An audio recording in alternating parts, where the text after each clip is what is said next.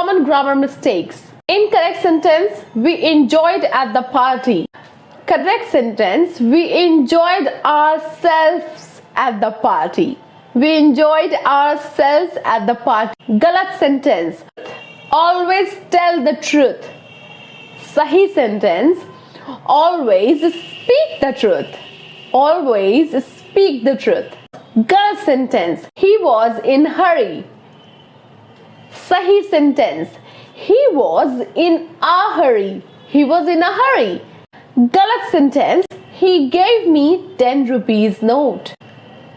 Sahi sentence, he gave me 10 rupee note. Galat sentence, Gita is a holy book of Hindus.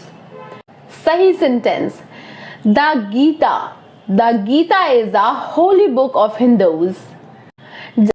We use the जब हम holy books की बात करते हैं, the Quran, the Gita, the Bible. The Gita is a holy book of Hindus.